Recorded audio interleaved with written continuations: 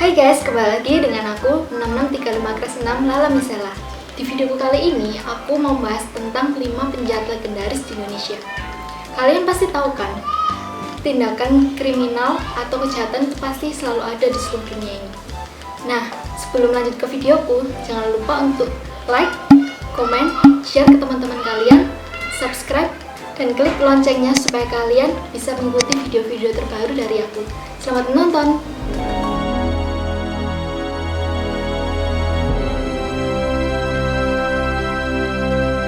1.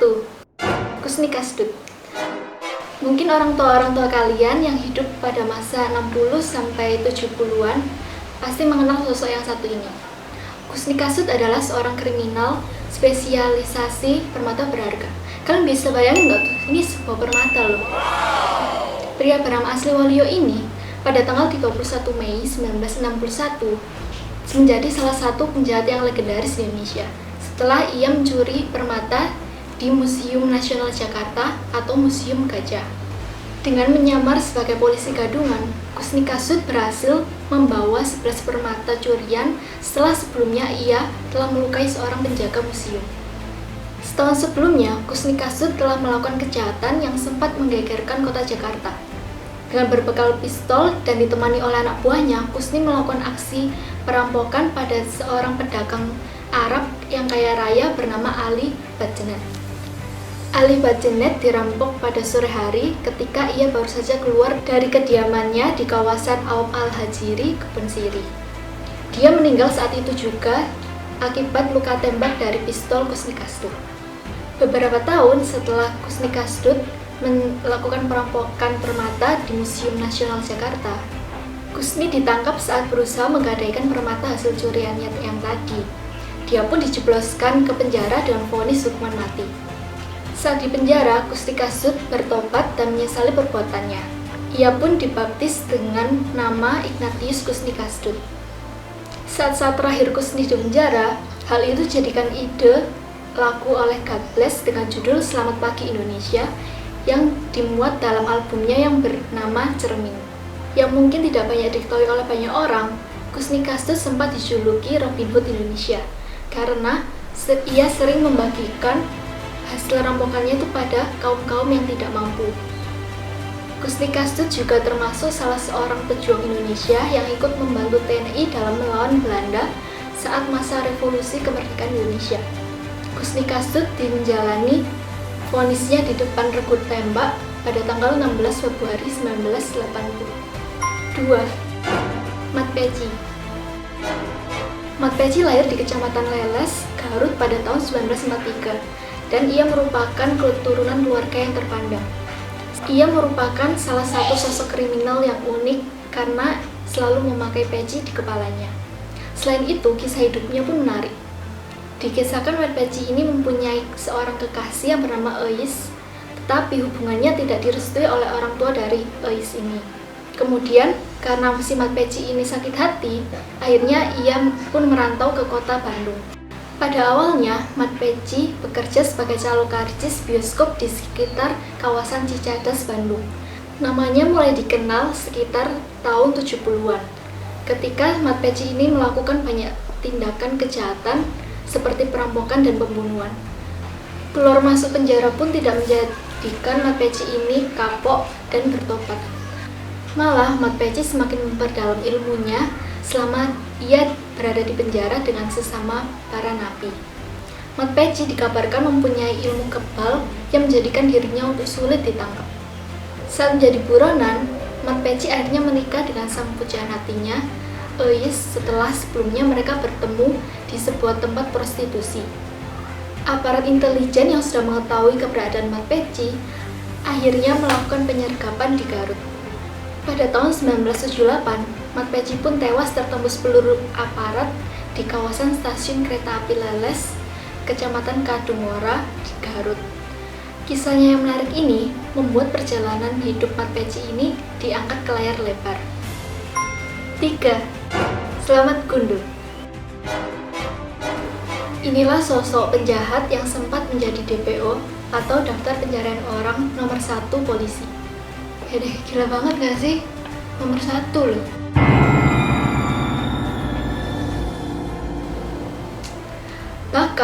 pada tahun 80-an, Direktur Reserse Mabes Polri, Kusparmono Irsan, mengeluarkan perintah pada setiap jajarannya, tangkap Slamet Gundul hidup atau mati. Slamet Gundul adalah bos dari kawanan perampok yang bersenjata api dan mengincar para nasabah bank, dan sudah belasan kali beraksi di Pulau Jawa. Slamet Gundul dikenal sebagai penjahat yang licin dan sangat susah untuk ditangkap. Slamet Gundul dan anak buahnya pernah berhasil dicegat oleh 6 anggota elit reserse se-Jawa Tengah saat akan melancarkan aksinya. Slamet Gundul mampu lolos dengan menaiki motor dengan kaki yang terluka setelah aksi tembak-menembak selama 15 menit. Pada Januari 1987, Satuan Reserse Polda Metro Jaya berhasil mengepung rumah Slamet Gundul yang diduga adalah rumah kontrakannya. Saat dilakukan penggerbekan, Slamet berhasil melarikan diri dan melompati pagar beton yang ada di belakang rumahnya dengan tinggi 2 meter. Secara ajaib, Slamet mampu lolos dari kepungan para polisi dengan menembak secara membabi buta dengan kedua pistol yang dibawanya. Namun tak lama setelahnya, Slamet beserta 2 komplotannya berhasil ditangkap. Hakim Pengadilan Tinggi Jakarta Timur memvonis ketiganya dengan hukuman masing-masing 3 tahun penjara. Tetapi Slamet beserta seorang temannya berhasil kabur ketika dibawa dari ruang sidang menuju mobil tahanan. Semasa perbuatannya itu, Slamet Gundul beserta komplotannya berhasil melakukan aksi perampokan lebih dari 11 kali dengan total hasil perampokan lebih dari 150 juta. Wow. Jumlah yang terbilang sangat banyak ya pada masa itu. Kalau dibuat beli kerupuk dapat banyak berapa ya? Udah, kita lanjut aja yang keempat. 4. Dukun AS. Dukun AS atau Ahmad Suradji ini mempunyai nama asli Nasib. Sosok yang satu ini sempat menggegerkan Indonesia bahkan dunia saat menjadi tersangka pembunuhan 42 wanita dengan berkedok sebagai dukun. Mayat para korbannya dikuburkan di perkebunan tebu Desa Sei Semayang, Kabupaten Deli Serdang, Sumatera Utara. Sebelum menjadi tersangka kasus pembunuhan tersebut, dia sempat terjerat kasus pencurian ternak lembu. Saat bebas, Nasib mengubah namanya menjadi Ahmad Suradji. Kejahatan AS mulai terkuak saat polisi menemukan sesosok mayat yang bernama Sri Kemala Dewi pada 27 April 1997. Dari keterangan yang berhasil dihimpun oleh polisi, diketahui wanita tersebut terakhir mendatangi AS yang saat itu berprofesi sebagai dukun.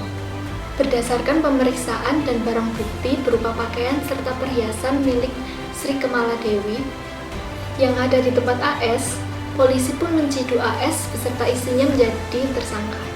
Melalui pemeriksaan dan penyisiran lanjutan, ditemukan fakta yang lebih mencengangkan, bahwa korban dari dukun AS ini tidak hanya satu, tapi mencapai 42 orang yang dilakukan sejak tahun 1987 hingga 1997. Namun menurut beberapa berita, dikatakan bahwa dukun AS ini menolak semua sangkaan tersebut.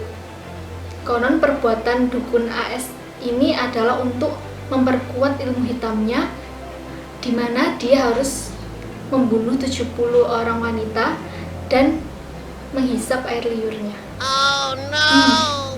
Kok gila nih?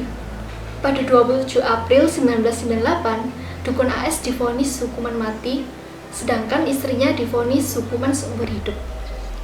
Eksekusi hukuman mati terhadap dukun AS ini dilakukan pada Kamis 10 Juli 2008. Kasus dukun AS ini sempat diadaptasi menjadi film ke layar lebar dengan judul Misteri Kebun Tebu. 5. Johnny Indo. Mungkin inilah sosok bos gangster sekaligus penjahat budiman ala Robin Hood Indonesia. Johannes Herbertus Eikenboom atau lebih dikenal dengan sebutan Johnny Indo. Ia lahir di Garut pada 6 November 1948. Pada tahun 70-an, Johnny Indo bersama 12 orang kelompoknya membentuk geng yang diberi nama Pachinko atau Pasukan Cina Kota. Spesialisasi Johnny Indo dan kelompoknya ini merampok toko emas yang dimiliki oleh orang asing yang kaya raya, dan semuanya dilakukan pada siang hari. Aksi paling menggegerkan adalah saat dia bersama kelompoknya merampok toko emas di Cikini, Jakarta Pusat pada tahun 1979. Saat itu, dia bersama kelompoknya melakukan perampokan dengan bersenjata 5 pucuk pistol, sebutir granat, dan puluhan butir peluru. Selama kurun waktu 10 tahun dia beraksi, mulai dari tahun 1970 hingga 1980, Johnny Indo berhasil mengumpulkan sekitar 129 kg emas dan membagi-bagikannya ke masyarakat miskin. Hal inilah yang membuat dirinya mendapatkan julukan sebagai penjahat budiman atau Robin Hood. Johnny Indo akhirnya tertangkap di Sukabumi dan divonis hukuman 14 tahun penjara. Selain itu, ia dijebloskan ke penjara dengan keamanan yang super ketat di Pulau Nusa Kambangan. Kisah fenomenal Johnny Indo ini tidak berhenti sampai di situ aja.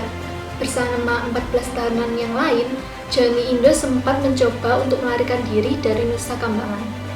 Namun, Nusa Kambangan masih mampu menjaga reputasinya sebagai penjara paling mematikan.